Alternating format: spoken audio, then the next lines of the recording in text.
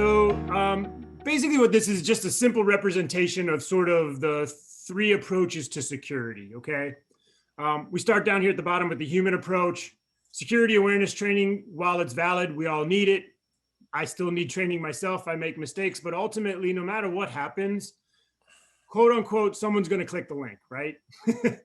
So while this saves us a lot of hassle as an MSP or as having to deal with, minor issues that cause slowdowns, et cetera, ultimately, this is not where we're going to be able to shore up the gap 100%, because someone will always make the mistake, always get phished. The hackers get pretty sophisticated in social engineering.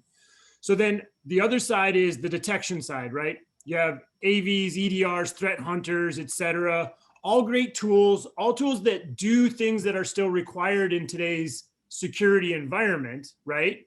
But unfortunately, they're not the end all and be all. What I like to equate a lot of these things to are, if you own a property and you have floodlights, cameras, and alarms, right? That's what these equate to. When somebody comes on your property, the floodlights go on, the cameras start rolling, the alarms go off, but you're still left to figure out who's there, why are they there, and how do I remediate that, right? So what we've done is basically taken what has always been the gold standard of enterprise level security, nation state security, and that is application whitelisting, right? Now, application whitelisting lies over here on this side of the controls. So with it, we're basically putting in a control that says we are denying everything from running inside your environment except for what you explicitly want to run.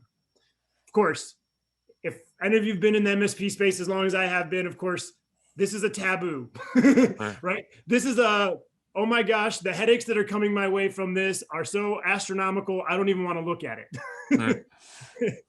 And because of that, well, the reason that is really is that in the past, application whitelisting tools really still required you, even though you could manage it at some level as an MSP, it still required an enterprise level team, an enterprise level of man hours to operate, right? And of course, with that comes an enterprise level budgets required.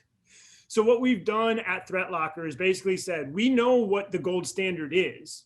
How do we make that available to an MSP? And with that, that's how Threatlocker came about. We'll show you today sort of how we go about making it simple and easy for MSPs to do application whitelisting, but then we'll also show you a couple of things that we do very unique, one of which is what we call ring fencing, and you'll see that up here in the right-hand corner. Essentially what ring fencing is, without stealing the thunder from the demo, is we know there is a certain amount of good tools that you guys are going to use to do your day-to-day business. But guess what? The bad actors know that too. So they target those tools to be able to do things like run zero-day malware, right? So what ring fencing basically does is say, we know what those good tools are, you know what those good tools are, the bad guys do too, and we're gonna make sure that they can't weaponize those tools against you. The second part of what we'll show you today is an advanced storage control.